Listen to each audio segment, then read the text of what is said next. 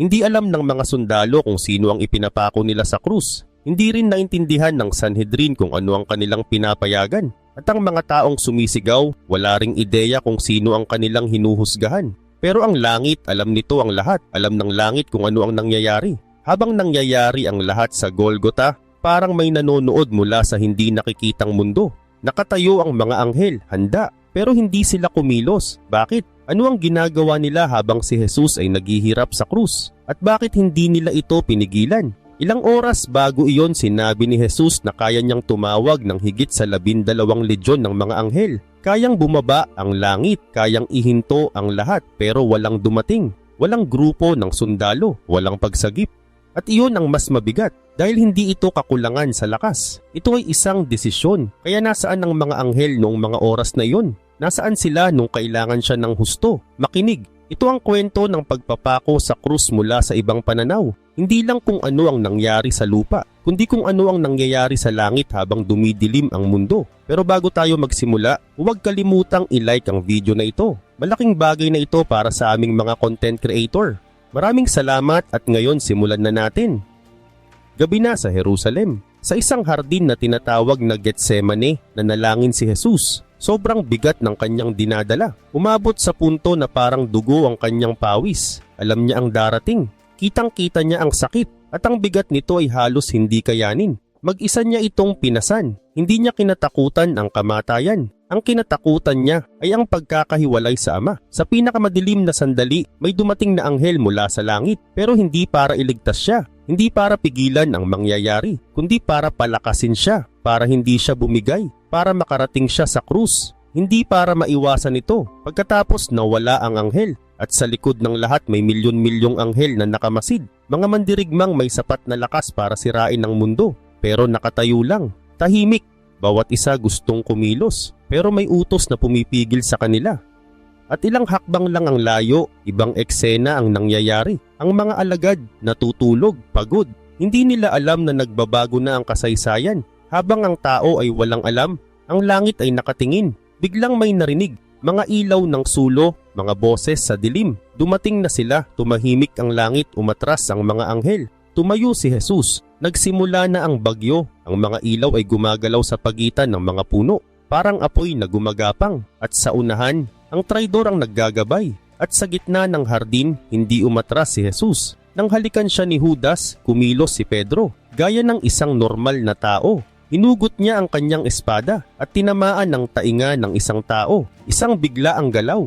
Isang reaksyon ng damdamin. Pero may mas malalim na ibig sabihin yon. Ang tukso na pigilan ang mangyayari sa pamamagitan ng lakas. Pero nagsalita si Jesus, isang linya na madalas hindi na pag-iisipan ng mabuti. Sinabi niya, kaya kong tumawag sa Ama ko ngayon din at magpapadala siya ng higit sa 12 legion ng mga anghel. 12 legion.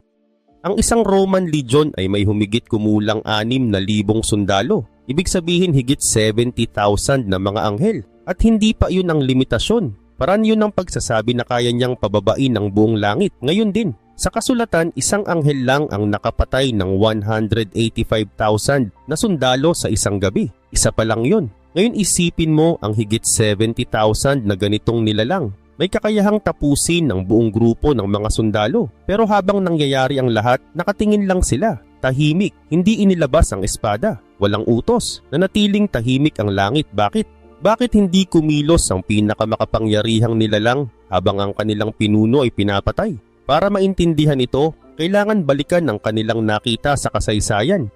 Nandoon sila nung nilikha ang mundo. Nakita nila ang unang tao sa Eden. At ang pag-alis nito, nandoon sila nung binaha ang mundo. Sumama sila kay Abraham at isinara ang bibig ng mga leon para iligtas si Daniel. Nakita nila ang pag-angat at pagbagsak ng mga kaharian. Pero sa lahat ng iyon, wala pa ring katulad nito.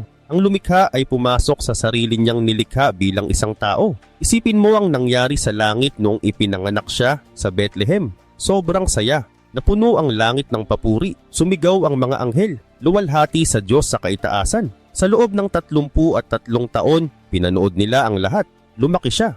Natuto. Naramdaman ang gutom at pagod. Nandoon sila sa disyerto, kung saan siya tinulungan matapos ang kanyang pag-aayuno at pagsubok. Nakita nila ang mga himala, mga bagay na lumalabag sa batas ng mundo. Pero habang lumilipas ang panahon, palapit ng palapit ang krus. Alam nila ang mangyayari. Narinig na nila ang mga propesiya. Kay Daniel na ang Mesiyas ay puputulin at kay Isaias na siya ay hahamakin at itatakwil. Isang taong puno ng sakit at pamilyar sa pagdurusa. At ngayon lahat ng iyon ay nagaganap sa harap nila.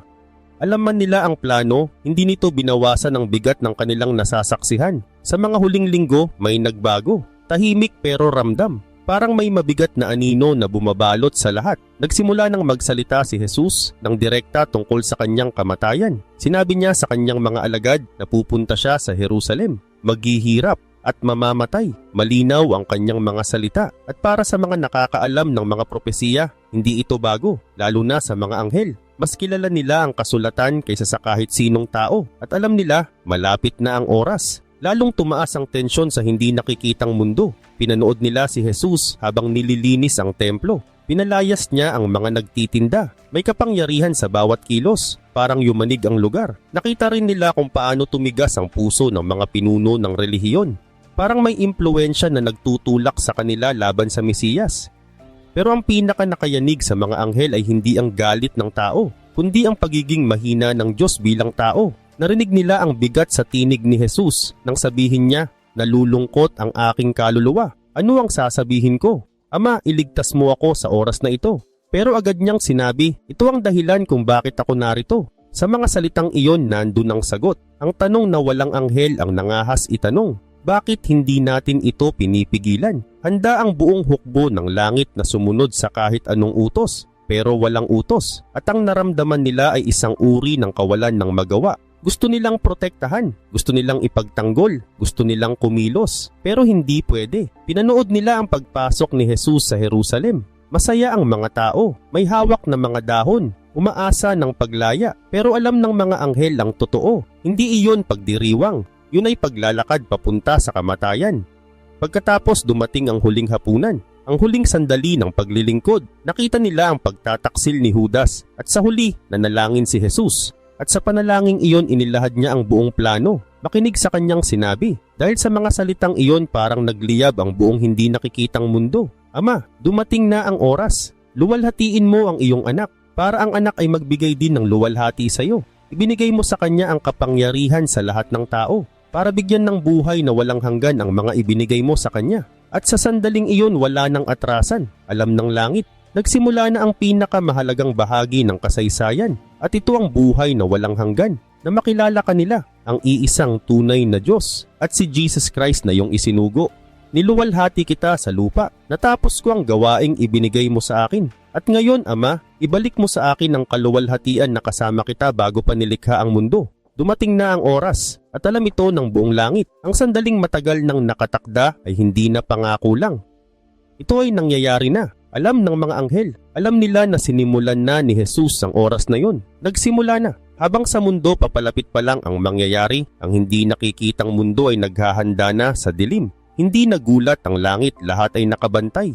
Nandoon si Michael, isang mandirigma ng langit, at si Uriel, tagapagdala ng apoy at katarungan. Pinanood nila habang inaaresto si Jesus. Pigil ang kanilang galit, nakatayo silang handa, parang nasa laban, hawak ang kanilang sandata, naghihintay ng isang bagay, isang utos, isang signal, isang salita mula sa lumikha. Alam ng mga anghel ang tunay na pagsunod. Buong buhay nila sumusunod sila sa kalooban ng Diyos. Pero iba ito sa lahat ng kanilang naranasan. Sa loob ng mahabang panahon pinrotektahan nila ang mga propeta, nakipaglaban sila, at winasak ang mga lungsod. Pero ngayon habang ang anak ng Diyos ay inaaresto, inahatulan at dinadala sa krus, wala silang ginagawa. Para sa isang anghel, mas mahirap ang hindi kumilos kaysa lumaban. Ang likas sa kanila ay protektahan ng kabanalan ng Diyos. At ngayon pinapanood nila ang kanilang hari na tinatali at sinasaktan. Isang bagay na hindi nila matanggap. Kung dumating lang ang utos, matatapos ang kasaysayan ng tao sa gabing iyon. Pero hindi iyon ang problema, hindi kakulangan sa lakas, kundi layunin. Kung bumaba si Michael dala ang kanyang sandata, hindi matutuloy ang krus. Kung bumaba ang buong hukbo ng langit, mapuputol ang sakripisyo. At hindi matatapos ang pagtubos ng tao. Kaya ang tungkulin nila ay hindi iligtas. Ibinaba ng mga anghel ang kanilang mga sandata. Inihanda nila ang kanilang sarili sa isang bagay na hindi nila inaasahan. Napanoorin ang kanilang lumikha na mamatay. para mabuhay ang tao. At ang sumunod ay hindi tunay na paglilitis. Isa itong palabas. Sa harap ng Sanhedrin si Jesus ay sinaktan, dinuraan at tinawanan. Ang parusa ng mga Romano ay napakalupit nang gamitin ang latigo na may bakal at buto sa dulo na kayang punitin ng laman ng inig ang hindi nakikitang mundo. Isipin mo, parang isang ama na nakikita ang anak niyang nasasaktan. Ang unang instinct ay tumakbo, yakapin siya at alisin ang sakit. Ngayon isipin mo yon pero walang hanggan ng bigat. Yun ang naramdaman ng mga anghel. Bawat hampas ay sapat para wakasan ang mundo.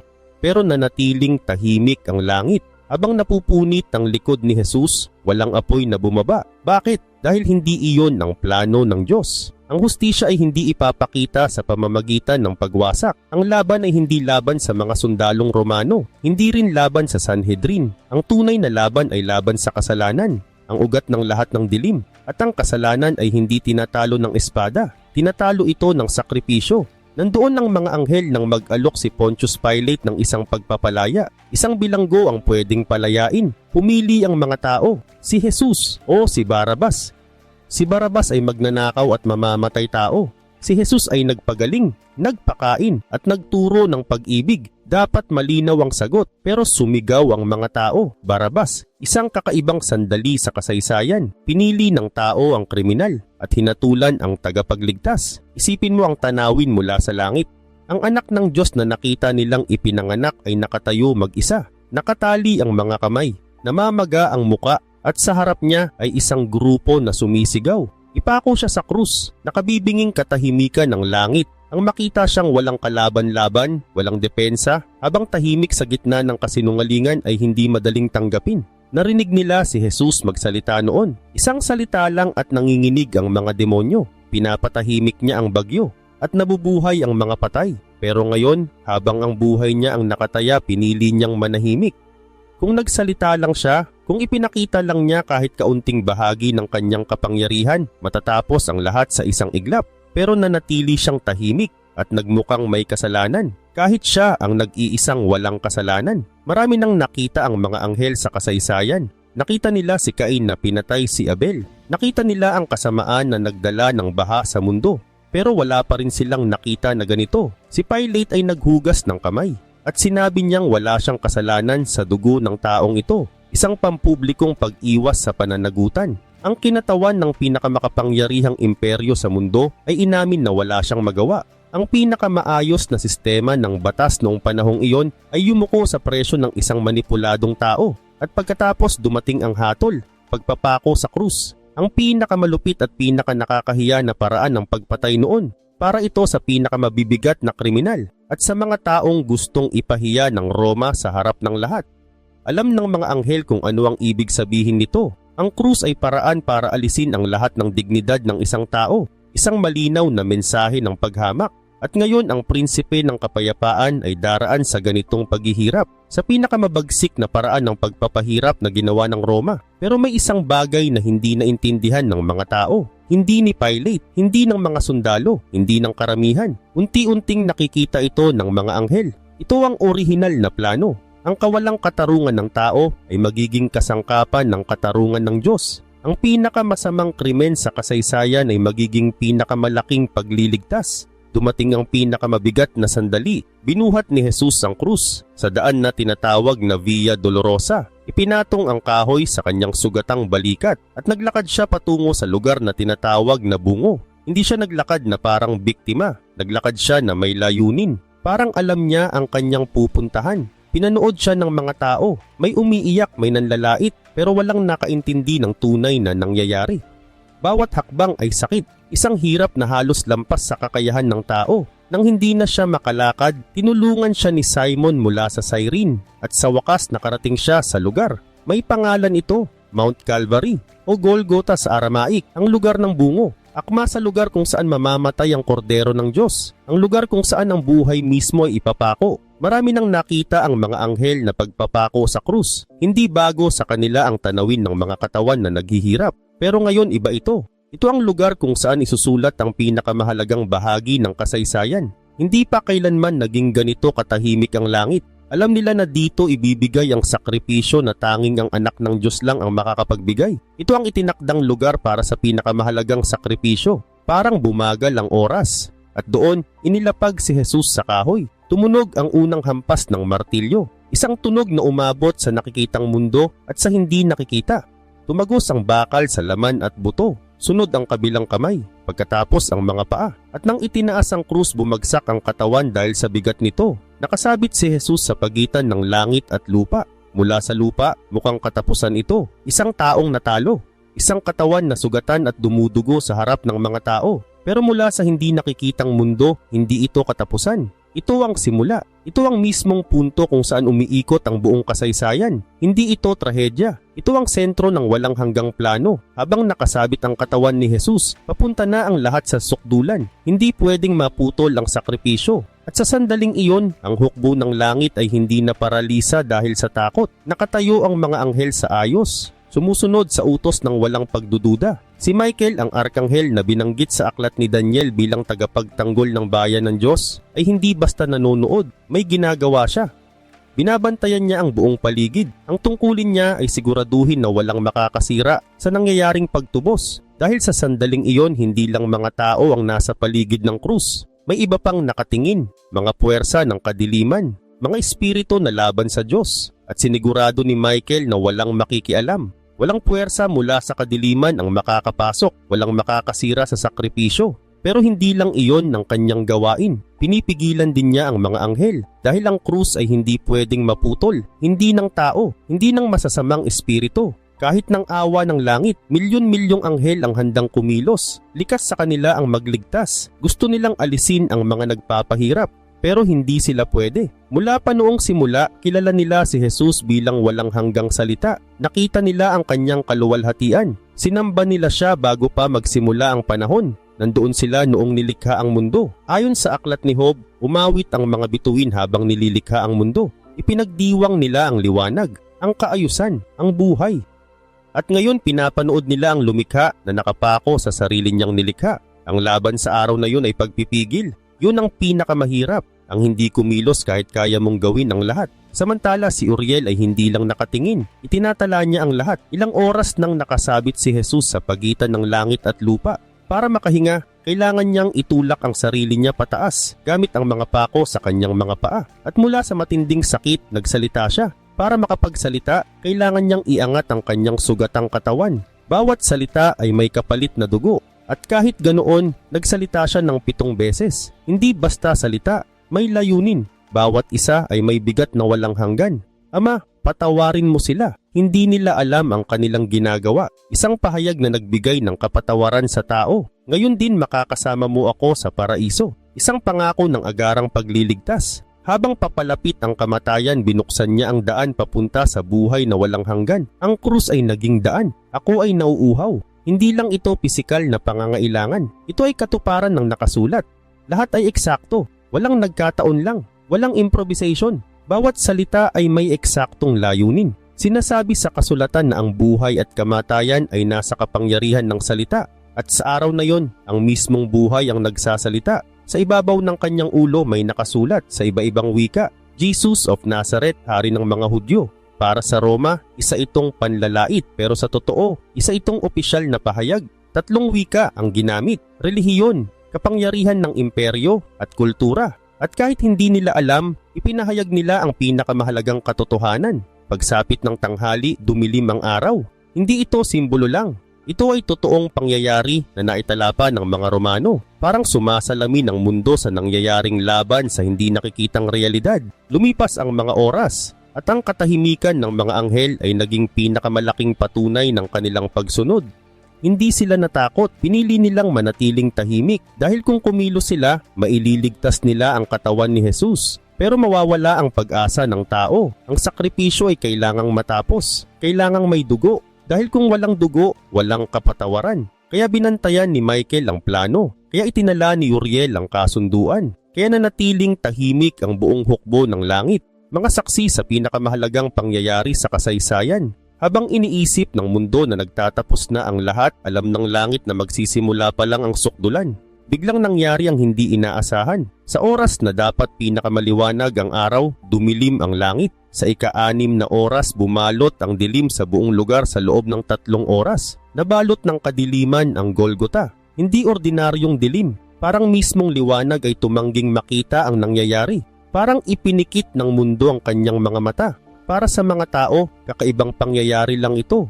Nagbantay pa rin ang mga sundalo. Tahimik pero may kaba. Nagbulungan ang mga tao. May umalis. May tumingala sa langit na may takot, pero habang nakatingala sila sa dilim, ang tunay na nangyayari ay hindi nila nakikita. Alam ng mga anghel, may mas malalim na bagay na nagaganap. Si Jesus nakapako sa krus. Unti-unting dinadala sa sarili niya ang kasalanan ng buong sangkatauhan. Hindi lang sakit ng katawan, may mas mabigat na nangyayari. Isang pagpapalit, hindi lang siya dumudugo, siya ay may dinadalang bigat. Ang kasalanan ng bawat henerasyon ay pumapatong sa kanya. Ang pagsuway sa Eden, ang karahasan ni Cain, ang kasamaan bago ang baha, ang pagsamba sa Diyos-Diyosan, ang pagtataksil, ang pagpatay, ang kasinungalingan, ang kayabangan. Lahat ng naghihiwalay sa tao at Diyos ay nagsama-sama sa isang sandali. Kalaunan sasabihin sa kasulatan na inilagay sa kanya ang kasalanan ng lahat. Hindi ito simbolo, totoo ito. At may kapalit, ito ang kinatakutan ni Jesus. Sa sandaling iyon siya na laging kasama ng Ama ay nakaranas ng pagkakahiwalay. Sa unang pagkakataon may distansya at sumigaw si Jesus, isang sigaw na umabot sa lahat ng dimensyon. Diyos ko, bakit mo ako pinabayaan? Tumahimik ang langit, hindi pa nila kailanman nakita ang ganitong pagitan. Ngayon ang perpektong pagkakaisa ay nasira dahil sa kasalanan ng tao. Ang mga anghel na nakakita ng walang hanggang pagkakaisa ay nakakita ng bagay na hindi nila maisip, isang paghihiwalay. Ang Ama ay hindi pwedeng makialam dahil kung gagawin niya iyon, hindi matutuloy ang pagliligtas. Kung hihinto ang paghuhukom sa gitna, mananatili ang utang. Kailangang kumpleto, walang kulang, walang shortcut. Si Jesus ang naging tagapasan ng lahat ng kasalanan ng tao. Lahat ng kasalanan, nakaraan, kasalukuyan at hinaharap ay bumagsak sa kanya. Ang hatol na dapat sa atin ay siya ang tumanggap. Naranasan niya ang ganap na paghihiwalay na dapat sa tao. At ang pinaka nakakagulat, kahit ang mga anghel ay hindi ito lubos na naintindihan. Nakita na nila ang paghihimagsik ni Lucifer. Nakipaglaban na sila sa mga laban sa langit, pero wala pa rin silang nakita na katulad nito. Ito ang pinakamalalim na hiwaga ng pagliligtas. Hinawakan ni Michael ang kanyang sandata. Pinigilan ni Uriel ang kanyang apoy. At ang mga anghel ay wala silang magawa kundi manood. Tahimik. Milyon-milyong anghel ang saksi sa pinakamahalagang aral sa kasaysayan. Ang tunay na lakas ay hindi ang kakayahang manira, kundi ang kakayahang ibigay ang sarili dahil sa pag-ibig. Ang tunay na kapangyarihan ay hindi ang talunin ang kaaway, kundi ang ialay ang sarili para sa kanila. Sa loob ng 3 oras na iyon, hindi lang pisikal na namamatay si Jesus. Naranasan niya ang espiritual na kamatayan, ang ganap na paghihiwalay sa Diyos, ang huling bunga ng kasalanan, isang sakit na hindi kayang ipaliwanag. Ang may akda ng buhay ay naranasan ang buong pait ng kamatayan, isang beses. At iyon lang. Para sa mga anghel, hindi ito maunawaan. Parang araw na biglang nawawala. Parang nawawala ang batas ng mundo. Binabago ang lahat. Si Jesus ay dumaan sa pangalawang kamatayan. Ang ganap na paghihiwalay sa pinagmumulan ng buhay para hindi na ito maranasan ng tao. At sa wakas dumating ang sandali. Sa ika-9 na oras, huminga siya. Itinaas niya ang sarili niya gamit ang mga pako. At nagsalita siya. Natapos na. Ang salitang iyon ay may mas malalim na kahulugan. Tapos na ang lahat. Bayad na ang utang. Noong panahon ng Roma, isinusulat ang salitang iyon kapag tapos na ang bayad. Wala nang kulang. Wala nang natitirang utang. Isinara ang talaan. Ang kasalanan mula pa sa unang pagsuway sa Eden ay nabayaran na. Wala nang natira. Hanggang sa sandaling iyon, may laban pa ang kaaway. May karapatan siyang humingi ng hustisya dahil ang kasalanan ay may kaparusahan. At ang batas ay humihingi ng kamatayan. Pero nang mabayaran ng lahat na wala ang kanyang laban, yumuko si Jesus at ibinigay ang kanyang espiritu. Hindi siya bumagsak, pinili niyang ibigay ang kanyang buhay. Walang kumuha nito sa kanya, siya ang nagbigay. May kapangyarihan siyang ibigay ito at may kapangyarihan siyang kunin itong muli. At biglang yumanig ang lupa, nabiyak ang mga bato. Sinasabi sa mga ebanghelyo na may mga libingan na nabuksan. At may mga banal na nakita sa lungsod matapos ang muling pagkabuhay. Tumugon ang kalikasan dahil ang lumikha ay dumaan sa kamatayan. Pero ang pinakamatinding pangyayari ay nangyari sa templo. Napunit ang tabing mula itaas hanggang ibaba. Ito ang simbolo ng pagitan ng Diyos at ng tao. Isang napakalaking harang, mataas, makapal, mabigat. At sa loob ng mahabang panahon, ang punong pari lang ang pwedeng pumasok sa pinakabanal na lugar. Pero ngayon binuksan ito, tuluyan, nabuksan ang daan. Habang may takot sa lupa, may isang sundalong Romano na nakatingin. Sanay siya sa karahasan, sanay sa kamatayan. Pero habang pinapanood niya ang lahat, may naintindihan siya. Tiningnan niya ang katawan ni Jesus at sinabi niya tunay ngang anak siya ng Diyos. Naintindihan ng mga anghel ang kanilang nasaksihan. Ito ang pinakamahalagang pangyayari mula pa noong simula ng mundo. At ngayon narinig nila ang unang tao na nagbago ang puso. Para sa mga anghel, iyon ang unang tunog ng tagumpay. Ang kamatayan ng lumikha ay nagpalaya sa nilikha. Hindi ito katapusan. Ito ang simula. Tapos na ang sakripisyo. Pero para sa mga tagasunod parang nawala ang pag-asa. Si Juan, si Maria, at ang mga babaeng sumunod kay Jesus. Nakatayo sa malayo, wasak ang loob, palubog na ang araw. Kailangang mailibing ang katawan bago dumilim. Biglang may lumapit si Joseph ng Arimatea, isang respetadong miyembro ng konseho. Pero lihim na tagasunod. Lumapit siya kay Pilate at sinabi, ibigay mo sa akin ang katawan ni Jesus. Pumayag si Pilate. Dali-daling pumunta si Joseph sa Golgota. Kasama niya si Nicodemus. Dahan-dahan nilang ibinaba ang katawan. Dinala sa isang bagong libingan. Inukit sa bato. Binalot sa tela. Inilapag sa malamig na bato. Isinara ang pasukan gamit ang malaking bato. Nilagyan ng bantay. Nagtago ang mga alagad. Puno ng takot, puno ng lungkot. Para sa kanila tapos na ang lahat pero hindi pa. Hindi doon nagtatapos ang kwento. Habang ang katawan ni Jesus ay nasa libingan, ang kanyang espiritu ay bumaba, hindi pataas, kundi pababa, sa lugar na tinatawag na Hades. Hindi siya pumunta bilang talunan, pumunta siya bilang mananakop. Pumunta siya para sirain ang kapangyarihan ng kamatayan. Akala ni Satanas panalo na siya, pero nagkamali siya. Walang kasalanan si Jesus. At dahil doon binasag niya ang sistema mula sa loob. Nabayaran ang kasalanan, nagawa ang hustisya, nawala ang karapatan ng kaaway. Kinuha ni Jesus ang susi ng kamatayan. Ang dating walang makabalik, ngayon ay nabuksan. Nagbago ang lahat. Habang tahimik ang mundo, naganap ang tunay na tagumpay. Pagdating ng umaga ng linggo, gumalaw ang langit. Dumating ang utos. Panahon na. Bumaba ang isang anghel. Yumanig ang lupa. Inalis ang bato. Hindi para palabasin si Jesus, kundi para ipakita na wala na siya roon. Bumangon na siya. Ang libingan ay walang laman. Ang kamatayan ay natalo. At sinabi ng mga anghel, wala siya dito. Siya ay nabuhay. Natupad ang plano. Natalo ang kasalanan. Natapos ang pagliligtas. At ang tanong, ano ang ginawa ng mga anghel habang namamatay si Jesus? Sumunod sila. Nanatili silang tahimik para sa tamang oras ng tagumpay. At nang dumating ang sandali, sila ang unang naghayag. Hanggang ngayon kumikilos pa rin sila. Hindi sila tumitigil. Gumagabay, nagbabantay at naghihintay dahil may susunod pang kabanata. Darating ang araw na babalik si Jesus, hindi na bilang maamong kordero, kundi bilang hari. Sa araw na yon, hindi na sila pipigilan. Bubukas ang langit at babalik siya kasama ang hukbo ng liwanag, hindi na para mag-alay, kundi para maghari. Sa huli, isang katotohanan ang mananatili. Hindi natalo ang kasamaan sa lakas. Natalo ito sa pag-ibig, hindi sa puwersa, kundi sa pagsuko. At sa krus, ipinakita kung ano ang tunay na kapangyarihan, ang ibigay ang sarili para sa iba.